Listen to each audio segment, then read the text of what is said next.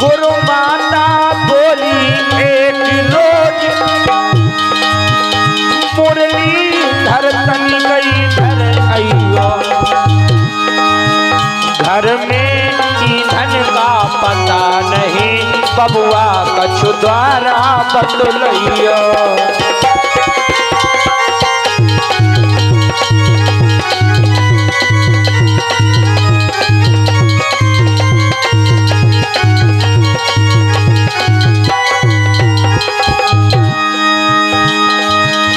केशव बोले चिंता क्यों है, जंगल से तोड़े लाता हो, है चतुर सुदामा संग मेरे, संध्या तक लौट के आता हूँ।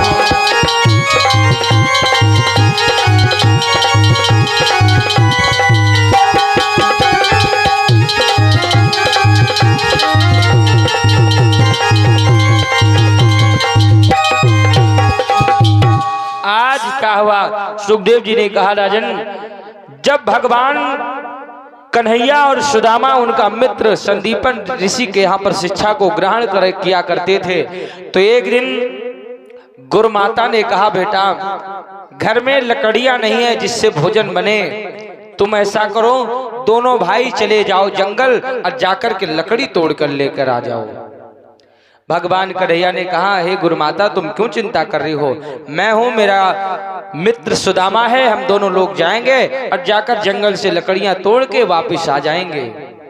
आज क्या हुआ, भगवान श्री कृष्ण और सुदामा जी चले हैं लकड़ी तोड़ने के लिए। जैसे चलने लगे गुरु माता ने सुदामा को इशारों में बुलाया अपने पास और कहा बेटा इधर आइयो सुदामा, इधर आइयो सुदामा, अरे कछु बात तो है रे, इधर आइयो सुदामा।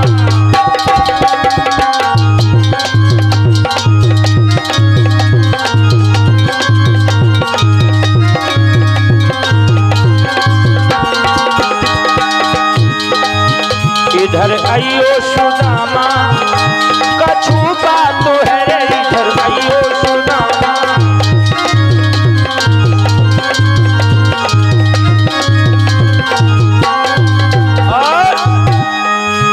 अरे थोड़े चना गमछा में बांधे, थोड़े चना,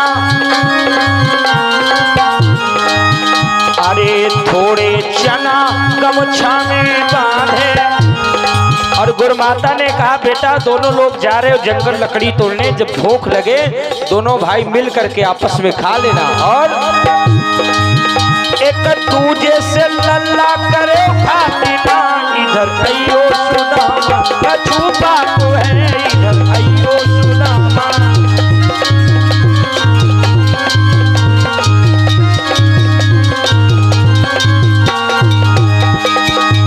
इधर आइयो सुदामा, इधर आइयो सुदामा, कछु बात है, इधर आइयो सुदामा।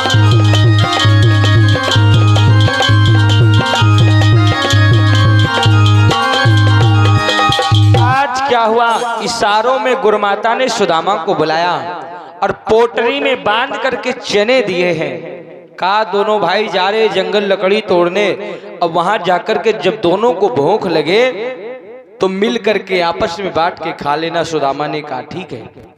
अब कन्हैया आगे थे, सुदामा पीछे था। कन्हैया को नहीं पता चला कि गुरु माता ने कुछ दिया है। आज धीरे से निकल के दोनों भाई जंगल पहुंच गए। भगवान ने कहा सुदामा तुम ऐसा करो, मैं वृक्ष में चढ़ जाता हूँ और मैं लकड़ियां तोड़ तोड़ के नीचे फेंकूंगा और तुम लकड़ियों को इकट्ठा करके गट्ठर बनाते जाना। सुदामा ने कहा ठीक है। भगवान चढ़ गए वृक्ष के ऊपर। सुदामा नाम का वो बालक नीचे ही लकड़ियां इकट्ठा कर रहा था। भगवान तोड़ तोड़ के लकड़ियां नीचे डालने लगे, लेकिन अचानक से क्या हुआ, वहां तेजी से बारिश होने लगी। और जैसे तेजी से बारिश होने लगी तो उसी समय क्या हुआ, सुदामा नाम का वो बालक नीचे डरने लगा। बारिश जब होने लगी, भगवान ने कहा सुदामा तुम इसी वृक्ष को पकड़ के खड़े हो जाओ और तब तक खड़े रहना जब तक बारिश नहीं बंद हो जाती है, क्योंकि जब बारिश बंद हो जाएगी तभी मैं वृक्ष से नीचे उतरूंगा। सुदामा ने कहा ठीक है। अब कई घंटे हो गए, धीरे धीरे करके बारिश होती रही। तो उसी समय सुदामा को याद आया कि मुझे भूख लगी है और गुरुमाता ने हमें चने दिया है, चलो थोड़े चने खा लेता हूँ। सुदामा ने मन में विचार किया कि इन चनों में कन्हैया का भी हिस्सा है, ऐसा करता हूं मैं अपने हिस्से खा लेता हूं, कन्हैया के फिर बाद में दे दूंगा। लेकिन क्या किया, सुदामा ने धीरे से स्टार्ट किया चनों को खाना और धीरे से चने को उठाया और खाने लगा और धीरे धीरे करके अपने हिस्से को समाप्त कर दिया। फिर भी उसकी भूख नहीं शांत हुई। फिर चनों को लिया, मन में विचार किया कि कन्हैया कौन जानता है कि मेरे पास कुछ है खाने को। लेकिन भगवान ने जैसे ही मोहन ने कट कट शब्द सुना, ओ भाई क्या तू खाता है। भगवान ने जैसे सुना तो भगवान ने कहा हे सुदामा, अरे थोड़ा सा हमको दई दे, भूखो दम निकला जाता है।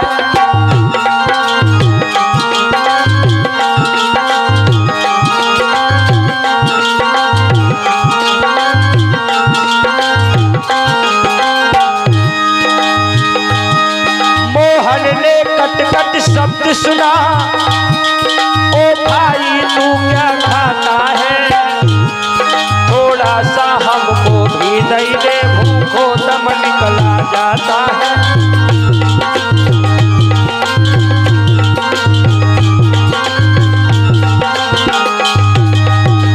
लेकिन जैसे भगवान ने मांगा तो सुदामा ने जवाब दिया, कहा कन्हैया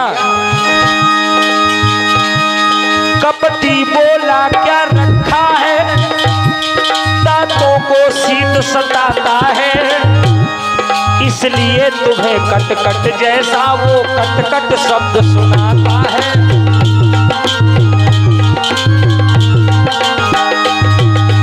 आज उसी समय सुदामा ने कहा कन्हैया तुम्हें नहीं पता है कि यहाँ इतना तेजी बारिश हो रही है और बारिश में मेरे ठंड लग गई है और ठंड के कारण मेरे दांत कड़कड़ा रहे हैं, मैं कुछ खा नहीं रहा हूँ। सुदामा जी झूठ बोल गए। भगवान ने देखा कि मेरा मित्र है लेकिन हमसे झूठ बोल रहा है, चनों को खा रहा है लेकिन आज हमसे झूठ बोल रहा है। उसी समय भगवान ने मन में विचार किया, अरे गुरु संग कपट मित्र संग चोरी, अया होए निराधन या होए कोढ़ी।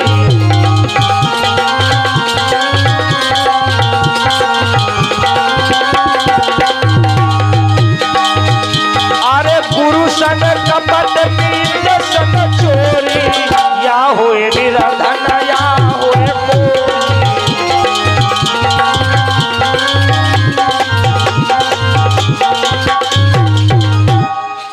गुरु संग कपट मित्र संग चोरी, जो अपने गुरु के साथ कपट करता है या अपने मित्र के साथ कपट करता है, भगवान ने मन में विचार किया या तो वो गरीब हो जाता है या फिर उसके शरीर में जलोधर रोग हो जाता है। भगवान ने केवल इतना अपने अंदर मन में विचार किया है। आज उसी प्रकार से धीरे से जब समय निकला, बारिश बंद हुई है, भगवान वृक्ष से नीचे उतरे और उसी समय सभी लकड़ियों को इकट्ठा करके भगवान कृष्ण और सुदामा संदीपन ऋषि के यहाँ पर आए हैं। संदीपन ऋषि को लकड़ियां दिया, गुरुमाता को दिया, कहा जाओ माँ अब तुम भोजन तैयार कर लो। लेकिन वो सुदामा नाम का बालक रोने लगा। संदीपन ऋषि ने कहा बेटा क्यों रो रहे हो, क्या कन्हैया ने तुम्हें मारा है। सुदामा कहने लगा कि हे गुरुदेव क्या बताऊं, आज मैंने बहुत बड़ा अपराध कर दिया है। कष्ट होने लगा सुदामा को। कहा कि आज मैंने बहुत बड़ा अपराध किया है, मैंने अपने मित्र के साथ कपट किया है। जो गुरुमाता ने मुझे चने दिए थे मैंने अपने मित्र को नहीं दिया, और जब मेरे मित्र ने पूछा तो मैं अपने मित्र से झूठ बोल गया। आज संदीपन ऋषि को भी क्रोध आ गया। कहा, दुष्ट, अरे तुझे शर्म नहीं आई? तू अपने एक देवता जैसे मित्र को बेवकूफ बना रहा था। अरे तेरे मित्र ने पूछा तो बहाना बनाया। अरे मैं तुझे श्राप देता हूं कि तू निर्धन हो जाएगा। संदीपन ऋषि को भी क्रोध आ गया। आज उसी समय सुखदेव जी ने कहा कि हे राजन परीक्षित, जैसे ही धीरे धीरे समय निकला है, सुखदेव जी कहते हैं कि हे राजन परीक्षित, सुदामा और भगवान श्री कृष्ण दोनों की शिक्षा वहां पर पूर्ण हो गई है। कहां पर? उज्जैन में पढ़ा करते थे। संदीपन ऋषि का आश्रम उज्जैन में था। तो आज क्या हुआ? जैसे ही दोनों की शिक्षा पूर्ण हुई है तो दोनों अपने अपने घर के लिए चले हैं। भगवान ने कहा, हे सुदामा, अब तुम अपने घर को जाओ, मैं भी अपने घर को जा रहा हूं। लेकिन जाते समय भगवान ने सुदामा से कहा, हे मेरे मित्र, कि करुणेश कहे, करुणेशो कहे, करुणा करके, अरे अन्याय मेरे तुम ध्यान न लियो। भगवान ने कहा, है मेरे मित्र, अगर इस यहाँ पर इस आश्रम में रहकर मुझसे भूल हो गई हो तो क्षमा कर देना, लेकिन हे मेरे मित्र, मेरी बात को सुन ले। अब विपता अपता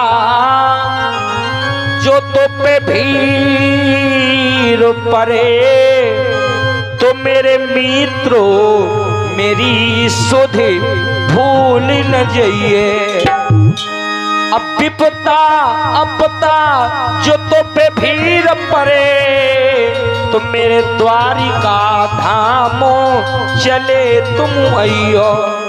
भगवान ने कहा, हे मेरे मित्र, अगर तेरे ऊपर कोई संकट आ जाए तो ये ध्यान रखना, तू मेरे द्वारका को जरूर आ जाना।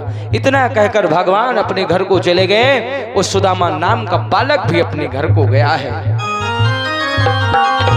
सुखदेव जी कहते हैं कि हे राजन परीक्षित, जैसे ही धीरे धीरे और समय निकला है, तो आज भगवान तो द्वारका में रहने लगे, और इधर जो सुदामा नाम का वो बालक था, उसका भी विवाह संपन्न हो गया है। विवाह संपन्न हुआ, इसके बाद उस सुदामा के कुछ बच्चे भी हुए हैं, लेकिन वो श्राप लगना प्रारंभ हो गया है।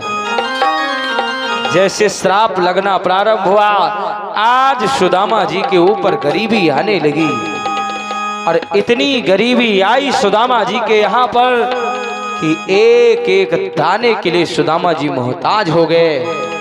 द्वार द्वार पर जाकर सुदामा जी को भीख मांगना पड़ गया।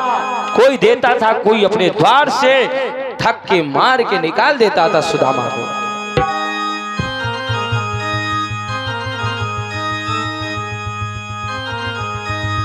कि दिन भर बेचारे द्वार द्वार दाता दाता चिल्लाते हैं, पर किसी रोज भी जी भर के वो आटा दाल न पाते।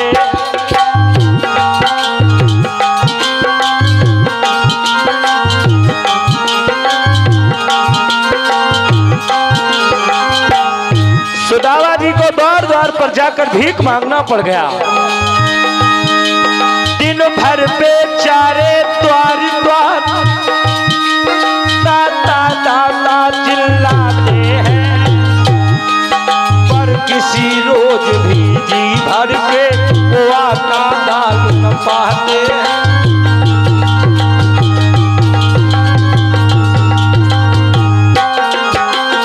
और जो नमक मिले तो मठा नहीं, मठा मिले तो नमक नहीं। एक घर मांगा 10 घर मांगा, लोटे भर आटा मिला नहीं।